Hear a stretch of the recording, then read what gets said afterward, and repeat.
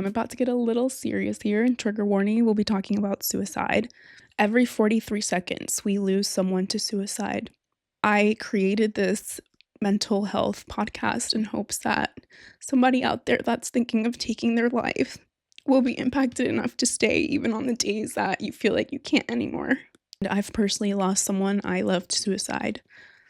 Today, November 14th, would have been his 28th birthday. Even though it's been 5 years since we lost him, it's like my body remembers around his birthday. It remembers when he passed away. Or one time my therapist telling me, because it was 2 months after he had passed away, and I'm like, why does this still feel so painful? Why does it feel like it happened yesterday? And she said, it takes about 5 years to get over a violent death in the family. This year's 5 years, and it hurts a little less, but the pain will always be there, and that's just grief, man. Like, it comes in a wave. We have to be here for each other and be there for ourselves. Sorry, I just had to go a little dark there for a second, but we're back. We're back. Okay. Please enjoy the episode as much as I enjoyed sitting down with one of my best friends, and I hope that this inspires you to sit down with your best friend and document each other's feelings, document each other's lives. We are all one consciousness. We are all one, and our perspective and our lives are each so important to the collective consciousness. And in honor of my Anthony, I present to you my mental health podcast. Hello, welcome to Dysfunctional with Emily Diaz. I have one of my best friends here, Hannah Ibe. She got her master's from Columbia in social work, and she is currently a therapist. If you guys are in Nevada or Utah, the link is below if you want to book her. But yeah, I wanted to introduce myself to the internet, and I was like, okay, I don't think I could do this by myself. So I was like, let me get my best friends on each episode and just have a chat and let the chat know. Well, we're not on live, but let the people know what we're about. Yeah. Well, happy to be here and happy to help you introduce more about yourself. So, with that being said, Emily, tell us a little bit more about who you are and what made you want to start a mental health podcast. So I'm Mexican American. I was born and raised in Georgia. My mom is from Jalisco and my dad is from Naucalpan, in El Estado de Mexico. I studied film and psychology at Emory, and I work in the film industry, and I also worked in the music industry, and now I want to create my own content and share my perspectives. And in my journey to rediscover myself and my happiness, I realized that one of my purposes in this life was to help other people that have gone through similar things that I've gone through. This is the first time that you're living life. A lot of the times we have to pave new trails for people that come after us. And as scary as that is, that's kind of exciting. I want to feel the feelings together. Like, let's just sit down and talk about it. Let's sit down and talk about it. Let's do it. Now, as you mentioned, you're Mexican American and your family's all from Mexico. Tell us a little bit more about them. My mom was born in California, but they were both raised in Mexico. My mom had me when she was 17, and she was married by 18. My dad didn't tell me until later on in life that he was like, one of the reasons I didn't want to go to school anymore is because I couldn't concentrate because I was hungry all the time. He dropped out of school really, really young, and he started working to feed himself, and he was taken under the wing of this doctor in Mexico. But my dad actually ended up coming to America. Even though my dad experienced a really rough upbringing, he never took time to heal. Like, that's non-existent in the Latino community. You just keep moving on, you work hard, you don't look back. They just like keep pushing it off and working it off, or say there's this saying of échale ganas, to just keep going and try harder. When I would tell my dad, oh, I'm depressed, he'd be like, do you want to do some chores around the house? I could make you do something if you don't feel well. And I'm like, no, I just want to lay in bed. And to him, that would be like, oh, you're being lazy, this and that. But I wasn't lazy. I was struggling emotionally and mentally. And now I look back and I'm like, Why is anyone surprised that I was struggling with depression and anxiety when the foundation of our family is so unstable, so dysfunctional? It's obvious now, but it really takes research and time and effort to figure this out. No one teaches you, no one comes out with like guidelines of, hey, this is what to do when you're depressed. I know that you are working really hard to be a cycle breaker, and you're doing an awesome job at that and working on a break of that generational cycles and trauma that has been passed down in your line, and that's a really important thing for your future. Thank you. Just experiencing the trauma that I witnessed within my family and seeing my parents go through certain things and seeing patterns of behavior in my family and within myself as well, and struggling with depression and anxiety at a really young age. I became obsessed with trying to find answers of like, what was wrong with me? Do other people feel this way? Am I normal? And so as I began therapy, thankfully my mom was on it and she saw that I was struggling because I was losing a lot of weight and I had also an eating disorder. And honestly, if I hadn't had that eating disorder, it would have been so invisible. Depression and anxiety can be really invisible because that was like part of the comorbidity. She took me to the doctor and I started therapy. I went to a psychiatrist. I was taking medications. And so I wanted to know, like, what are these medications? What are they doing to me? And I also became obsessed with neuroscience and just learning about the brain. And I finally began to understand that there was nothing wrong with me. There was just something going on with my biological mechanisms and my environment that yielded me feeling hopeless and in despair. So yeah, I learned about dopamine and serotonin and how my SSRIs were helping me produce serotonin to make me have more of a stable mood, to experience pleasure. Not only do I love psychology, I also have experience with somebody very close to me ending their life over their poor mental health. And it's something that I felt really guilty about. I felt confused. I was shocked. And this was my uncle who was 9 months younger than me. I was born in February. He was born in November. Like, I was literally at the hospital when he was born. I have a photo of my dad, like, putting me in his little, like, bassinet at the Yeah. hospital, and I'm, like, crying. But yeah, we grew up together. We did everything together. I lived at my grandparents for a while. So this is someone who was very close to me. We were unfortunately a little distant when he passed away because he isolated himself. That's one of the first signs of somebody thinking of committing Mm. suicide. They isolate themselves from their family, and we had a very dysfunctional family. We still do. But I understood he wanted to like do his own thing, so I let him do his own thing. But like less than a year before he did what he did, like, we lived together. He was at my Mm. house, because he didn't wanna live at home anymore. He became someone who I couldn't recognize anymore. Like, he blocked me. I would text him all the time, like, just saying, like, "Hey, I miss you. How are you? Like, I'm giving you your space, but just know that you can always come back." I even before we stopped talking or he stopped talking to us, like, I gave him the number of my therapist Mhm. at the time, and I feel like even that wasn't enough. I carried so much guilt about the fact that I didn't take him physically to a therapist. That's the reason why I'm starting this, because I want to encourage people to take care of their minds, to not give up on life, to realize that one of the worst things that you could do to your family and friends is take your own life. Jump in there a little bit. I do want to just say that it is really important to talk about suicide and ask your loved ones about it.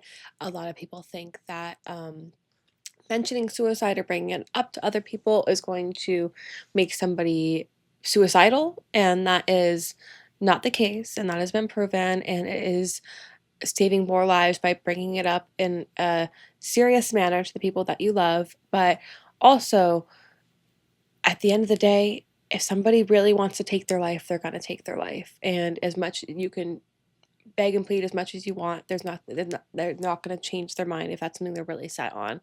So it's can be really difficult to live with that guilt of knowing that you living with that regret. Kind of hindsight is 2020, but truly know that if somebody really really wants to kill themselves, they're going to. Yeah, and all the signs were there. He started dressing really, like, fancy, and months of isolating himself, so he came back, and a lot of times that happens. They come back to make because they've already made peace with what Hmm. they're planning on doing, and I think that's what happened, and unfortunately, like, I can't go back and change it. I wish as much as I wish I could, I can't, but what I can do is spread awareness of Yeah. mental health, especially for young men and young women that feel like they can't go to other people or feel trapped in their mind and feel alone. Like, n let's Yeah. start this conversation, let's be here to support each other. I love that. And just to touch on that a little bit more, kind of what you were talking about with the idea that when somebody is suicidal and they've kind of made up their mind that they are making peace with that, a lot of times people do not recognize the signs, especially if their loved one is suddenly very happy, because a lot of people, they look at that like, oh good, it's fine, they finally have found, Like, some yeah, sort of healing. treatment, they finally have found some happiness. And a lot of times people that commit suicide have been depressed for a very long time. So if you're seeing your family finally happy, you're probably just going to be very excited that they're happy rather than immediately thinking about suicide. So I do urge everyone, if they have are dealing with a suicidal family member, of course seek out therapy, but also don't be afraid to look up those warning signs and kind of keep an eye out for those people in your life, on those sort of situations, because it is not something that is talked about very often. And a lot of people wouldn't know about it unless they have dealt with suicide personally or in the mental health field in some sense of the way. Yeah, and there's a big number of people that do and are affected by suicide, and it happens every couple of seconds. Oh, yes, absolutely. Sobering statistic for me was noting about the risk of having a gun in the home and how much that impacts the suicide risk. So that is kind of my message that I would love to put out to Girl. people is be really cautious with purchasing guns. If you have a family member that is suicidal, that you are worried about having access to those means, please, if you have a gun in the home, there's plenty of programs with like police stations where you can drop off your gun for an unlimited amount of time. A lot of shooting ranges also do that, where you can go leave your gun at a safe spot, because a lot of suicides are also impulsive. So, of course, I'm not a trained trainer, but just sharing the information that I have learned. While I was in college, I was going through a lot with my parents and just my family in general. Growing up, I experienced domestic violence, substance abuse, and a lot of abuse in the household. And as beautiful as some memories of my childhood were, once I got to college, I realized how much it was impacting my performance at school, my relationships, my mental health. And if it weren't for people like Hannah and our friend Madeline, Yeah. I don't think I would have survived school. It was really everything was so new. I was the first one in my family to graduate high school and to go to college, First gen. literally, and I was the first one in my family to not have a child under 18. Like, Yeah. my grandma got married. Cycle breaking. I'm cycle breaking, but my grandma got married at 14. My mom had me at 17. So when I started college, this was something completely new to my DNA, to my bloodline, and it can be really confusing. And I know there are a lot of people out there that are experiencing this for the first time. So I just want to tell you that you're doing amazing, and especially to all the older sisters out there that have to take care of their siblings, because that was another thing during college. I had to take some time off to take care of my siblings, and there were a lot of times where I felt really lost. But these are just examples of how important it is to surround yourself with good people. That Absolutely. people, yeah, that recognize when you're hurt, that recognize when you need a leg up. Literally, I probably would have come back home really quickly if it wasn't for the amazing people I met, like Emily and Madeline, at college. They helped me through so much, and sometimes it's really helpful to have someone around that has dealt with similar feelings or situations, because it's really helpful that they can understand and kind of not take anything personally if people are isolating or anything like that. But I am a firm believer that friendships save lives. They are so important to For our sure. social life, our well-being overall. I haven't really asked you this, but were there situations in college where you felt alone? And Oh, yeah, absolutely. And I think this comes just like from homesickness in general. Like, even if you have a lot of new support, it feels really, especially when you're only 18 years old, to go from yeah, one entire life to a whole different life. And even though it was really great, and I'm really glad to have had you guys around, and it really kind of made my college experience amazing. But also, yeah, I definitely felt really alone. It's just being away from my family across the country that's really it was really hard, and I definitely struggled with it for a while, but I'm glad that I pushed through the homesickness. And apparently that's really common. That, like, what my dad said when I first went away to college was, he said, like, no matter what, give it a year. And yes. like, when I got, like, literally right around the first semester, I was like, I want to transfer. And that's exactly what he said too, was give it a year. And I finally saw what he meant by give it a year, because it really, I was like very excited to go back that next year. And I remember the stark difference of like texting everyone, like, okay, I'm in, like, it's time, like, we're all gonna hang out, like, for that year, versus the first year moving in by myself, Like, like my what the family, like, not knowing a single soul, like, oh my gosh, I hope this Emily chick is cool. yeah, And like luckily she was. Spoiler alert. it's because we um had a lot of things in common. we did. Like, we And loved Hannah Montana, Bob Saget, SpongeBob. we just became best friends right away. So Like, easily. a lot But of we're people, also people pleasers. we are, but a lot of people Big people asked us if we pleasers. knew each other before. They're like, "Oh, like, We're you guys, cousins. like, did you guys know each other?" We're like, "No, We're Irish we just cousins. met today." But Literally. that's just being able to vibe with somebody, and we haven't stopped vibing since, Literally. and hopefully we never will. Never. You'll Um, never get rid of me. Never, ever, ever. Oh, and in college, one thing that Emily and I had a lot in common was majoring in psychology. Yes. Um, Also, shout out to Dr. Carter. Shout out to Dr. Carter. He was a great We both took intro his to class. I'm pretty sure I used your book, so I didn't have to buy Yeah, it. I still have it. But he wrote it. He wrote it. But he's an icon, and he He's made great. me, I guess you as well, but he made me fall in love with psychology. Oh, I was already in absolutely. love with it, but even then, it was so exciting. So exciting. I loved it. And it was great to get to learn about it together and see the different ways in which we're both working in that field in different. And of course, as Emily, I think Emily mentioned, you also majored in film, right? It was a double. So I majored in psychology and minored in film. Minored in film. Yeah. She just made it a major part of her life, so I just thought it was a Yeah. major. Good one. Girl, I wanted to be a psychiatrist, and then I went through what was it? Chemistry 121, or I forgot what it was. Oh, we don't bring up drugs and behavior to But me. oh my god, 'Cause, psychobio. I did love psychobio. I missed the day that they had the brain out. Like, they I brought a was- live human, not a live human brain, I but was it too scared to hold it. preserved. I wish I regret could've- it. I wish if I was presented with the opportunity again, I would hold the brain. I was about to So if you're say, presented with a legal, ethical opportunity to hold a brain, give Or, it like, a whirl, even if you're scared. That's kind if of our professors are watching this on Facebook or something, if you want to invite us to the day that you have the brain Bring us there in the back. class, like, I'll I'll fly be in. there, and I'll be a fly on the wall. Like, don't you worry about it. Let me hang out with the brain. I just want to see your brain again. putting in a formal request. Can I get the brain? So, Emily, there are Yes. a lot of podcasts in this world. Tell us. Too many.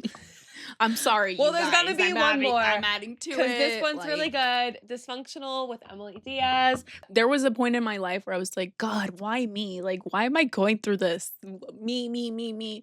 And it wasn't until I realized, like, girl, you are not the only one. There are so many people struggling with the same thing at the same time. And as unfortunate as that is, it gave me hope to reach out to other people and connect with other people, but there one thing you should know about me is that I literally hate leaving the house. I hate not that I hate it, it's very uncomfortable to socialize. This is very surprising to a lot of people, actually. They don't realize that. They're like, "Really? You're, like, so good." I'm good at Well, because you masking. push yourself to still do it even when you're not comfortable, I Yeah, think is I've part of it. I've also, like, learned to survive masking. I've Yeah. learned to be perceived in a way where I'm digestible to other people, and as I've grown up, I'm like, "No, I'm gonna be who I am, and if people don't like that, then that's okay with me," and Be you, girl. yeah, but it's, like, one of my worst fears to be misunderstood and ironically also to be perceived, so me doing this is a huge, like, exposure therapy exercise in itself. I've never really gone online to talk about my issues. I talk about them to my friends and my family, and I'm an open book, Mhm. and I just want other people to know that whatever you're going through right now, keep fucking going, like, the world is better because you are in it. Do not give up. It always Yeah. gets better, and whatever you're going through is temporary. Keep fighting those dark thoughts. Keep fighting the people that bring you down. Keep fighting for your life. It's worth it at the end of the day, and Absolutely. we want you here. Absolutely. What Emily said it beautifully. Thank you. Beautifully. I love that. It's a great message. So we're gonna play Pick Your Brain, where we're gonna draw a random question and one of us is gonna answer it, okay? Okay. It's time to pick your brain. Let's do it. Let's do it. Okay. Who's the coolest person you've ever met? Ooh, okay. So up until recently, I actually did not have an answer for this. However, I must say that on my recent honeymoon, one of our stops was Italy, and all I wanted to do when we went to Italy was see the Pope. I just wanted to get a little glimpse of him. I was raised Shout out Pope Catholic, Leo. so shout Shout out out. Pope Leo. Southside. I was raised Catholic. That was like always a big deal growing up. So I really wanted to see the Pope if I was going to be in Italy. And girl, not only did I get to see him, I got to meet him up close. I got a own personal Literally. blessing. She got a It blessing. was crazy to say the least. So Amazing. shout out to Pope Leo. Thank you for the blessing. I was freaking out as a Catholic, I grew up Catholic as well. I was telling everyone. I immediately texted Emily. I was like, you'll never believe She sent me the it. video. I was like, I'm dying. Like, I will fangirl about Pope Leo. Like, he's just amazing. He was amazing. So that was very cool. So that was definitely the coolest person I have ever met. We love. Oh my gosh. You can't beat the Pope. Can't Le- beat it. Truly. So like can't really top that one. All right. Time for a question for you. Ooh, this is a fun one. Where did you get your name from? Okay, so my name is Emily Guadalupe, and Emily comes from Emily, but my grandma's name on my dad's side is Emilia. So that's just the English version. And then Guadalupe comes from my mom's just love for La Virgen de Guadalupe, because when I was in her belly, she was basically bleeding and thought she was going to miscarry, but she prayed to La Virgen de Guadalupe that if I was born healthy, she would name me after her and then take me to La Basilica de Guadalupe in Mexico City when I was born, which she did. And I'm here and healthy, and my name is Emily Guadalupe. Love it. Yes. Okay. Let's see. What's the favorite part of your job? Ooh. I think one of my favorite parts is obviously getting to see the progress with people, and see starting off really in a tough spot and getting to be able to teach people on how to effectively manage their emotions and move forward with all this stuff. And I also get to do a lot of work with foster care. So I love to get to work specifically with foster kids. I think that they are a wonderful, my favorite population to work with. So And we'll have a whole other episode about that, because I feel like it's really important to talk about the foster system right now, especially in a time where ICE is taking families and moms and children. But yeah, we'll go into that in another episode. sure. Yes. All right. Let's see what yours is gonna be. Dun dun dun. Oh, what is your go-to fun fact? My go-to fun fact is that I have a random blonde streak in the middle of my head. Oh, and I it's love just it. natural. It's somewhere around here. And I think it comes from my grandma on my dad's side. It's like a birthmark in your hair. Yeah, like Anna. Or no. Yeah, exactly. Yeah. That's what I thought of when I first saw the Frozen movie, was your little birthmark. Okay, we're running short on time, so I'm going to ask you the last one. Okay. What is the best compliment you've ever gotten? Oh, easy. One time I was a stand-in in a movie in Atlanta, and Tyra Banks told me that I looked pretty on camera. I was like, You basically won America's Next Top I Model. was basically the final contestant. It was amazing. Everyone else, pack it up. Pack it up.